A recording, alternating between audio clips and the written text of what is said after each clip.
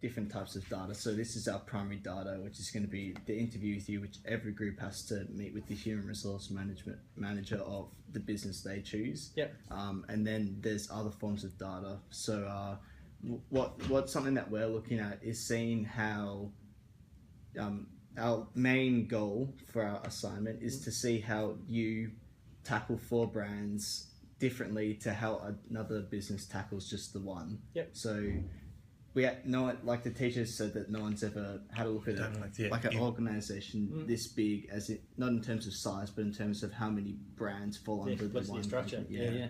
Okay, cool. Just basically how you manage, like what you just said. You call them boosties, so that's like Google's Googlers, boosties. Googlies. Googlies. So basically, how your culture from here translates into all these like 5,000 other people, how they carry your brand and how they represent your brand, and how do you make sure they're doing the right thing. That's basically the gist of it. Cool. Righty, so that's all. Yeah, you ready? So do you mind just telling us a bit about yourself and how you got into human resource management? Sure. It's a fairly long story, but I'll try and keep that nice and short. So, at university, I did a undergraduate degree in psychology. I liked uni a lot, so I did another undergrad degree, and I did that in human resources and industrial relations. When I finished that, I still wasn't quite sure what I wanted to do. I liked the area, but there was nothing I naturally fell into, so I went overseas ended up for 4 years, backpacking and travelling and just getting to know myself and the world. When I was over there, I started working. The reason I transitioned from sales roles, where I'd been up to a sort of estate manager level, national manager for a smaller business, and got into HR was I had trouble being passionate about the products in sales. So I was for a while, particularly working in wine. I loved it. Okay. But I got to a point I was just selling more stuff. It didn't matter what I was selling stuff. And getting into human resources did 2 things for me. One is I got to help people be better at what they do and help make sure they had a great employment experience, which of course you spend a lot of your life at work, right? And also I got to influence businesses at a higher level and more broadly than I did just in a straight sales role. Okay, that's really interesting. And has the psychology kind of degree like helped you as your human resource manager role? Because one thing that we have looked at is like the skills that you need to be a human resource manager, and compared to a lot of different job types, it seems a lot more complicated because you have to be able to juggle a lot more things and also do the work that you're given. Is that what kind of skills do you think that a human resource manager needs, and how does that differentiate for you, who has to juggle 4 brands instead of just focus on one? Yeah, good question, because HR has changed a lot over the years too. So did psychology help me with this role? Absolutely. There's big elements, particularly when you're around talent management and all those sorts of things, for how you engage people, how you make them better, how you understand what motivates them. You use a lot of psych tools for screening, assessment and development too. So I could talk to assessors, I could talk to third parties and stuff about what we use and why we want to use it. So that was really helpful. And in a general sense, it was about why people do what they do and how do you influence them to get them to do what you want them to do rather than potentially what they do. The other thing that was really useful was in my business degree, the second degree, was having the legal framework, because a lot of what HR is about too is employment law. So if you understand that, you can operate confidently in that sphere too. You understand sort of the framework or the regulations you need to work within, and then you choose how to get the best outcomes within that, because a lot of what I do is advise businesses on risk. So managers will want to take a certain course or try to achieve a certain outcome. And they'll say to me, can I do this? And the answer is always, you can do anything you want, mate. Seriously, it's up to you. But here's the risk involved in it. And here's the potential impact. So if you do these things, you can minimise your risk. If you do these things, you can potentially have no risk. So risk management and advising on risk management is a big part of it. And that's when you need to know current case law, what's been tested in the courts, what's changing legislation, all those sorts of things.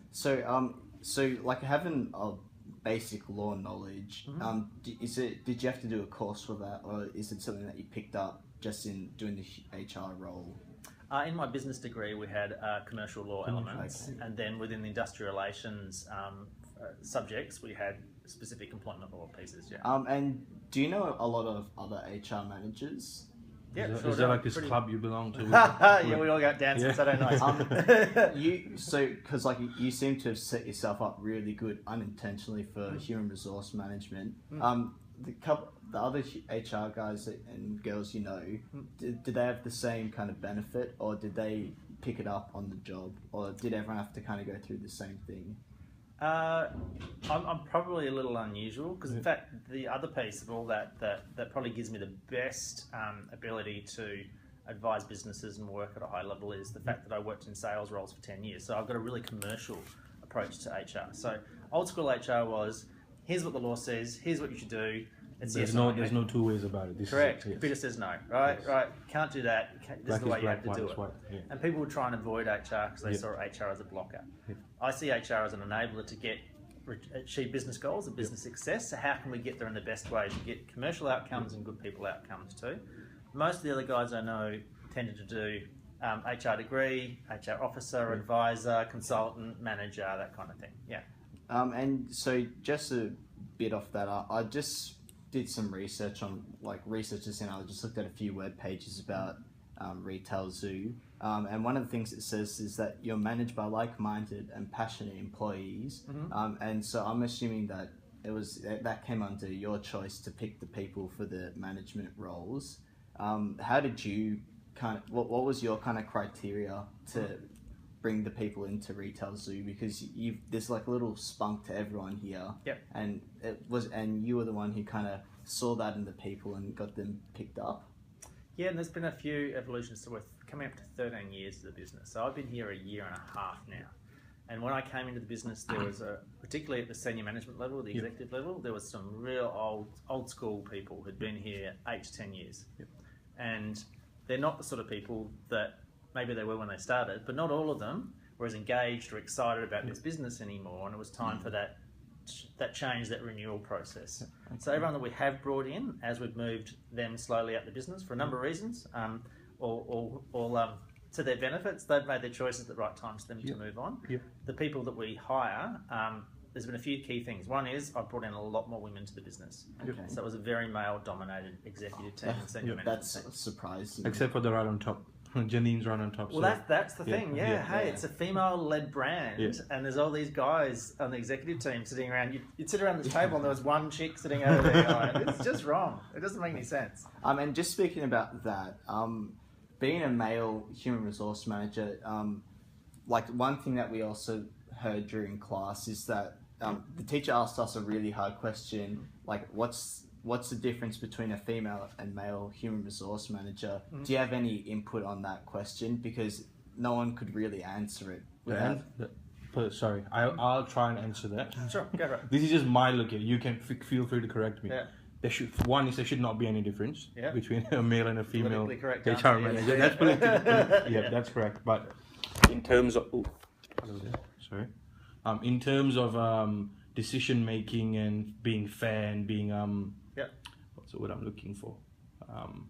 Being fair across the board, basically. But does that make it like you think a female HR manager would be more emotional in making decisions? No, not at all. Well, look, I mean that's generalising. Yeah. I think mostly the answer is there's no difference. You do see a lot more women in HR. Yep. It's I wouldn't even know what the percentage is, but you'd probably see 1 in 10 like senior managers of blokes. Okay. There's a lot of women before that. Yep. And I think one of the reasons is that caring, that nurturing, we want to do the right thing. Yeah, that's not saying that we men are heartless, but I wouldn't be bastards sometimes. And senior managers and blokes at a more senior level tend to be more bang. This is the way we want to do it. So maybe women are a bit more considered, a bit more balanced in their view, but I think the difference between men and women in business and society now is not as like what it used to be 10 years ago. Yeah. You know, be very misogynist. Blokes going to do these things in this way. I don't see any difference. Because I come from a family of 4 sisters, and I'm the only boy and the youngest boy. Yeah. But in saying that, my background is Indian. Yeah. And Indians, they sort of prioritize the boys. Yeah. Everything's the boy. But I've come to learn that because I'm the youngest and I've got 4 older sisters, I'm like, they can do everything that I can do. So there's not going to be there's no different because they all have proper senior positions in like companies like Telstra and stuff. So it's like to me it's like nah, there's no difference anymore. A lady can do what a guy can do. A guy can do everything a lady can do except for scientific stuff. But yes, sorry. You want to overtake the conversation. Well, thanks for answering that, because like it really stumped us, and because no one really wanted to answer. We didn't know what the right answer was or the wrong answer. Like no one wanted to say something, because we got a class which is a good mixture of boys and girls. Yeah. So one is you don't want to step on someone's foot and say the wrong thing and offend anyone, or we didn't know what she was expecting us to answer. Yeah. So everyone just went silent, just let her answer the question. Yeah. And the answer was nothing. Yeah. There is no difference. You know.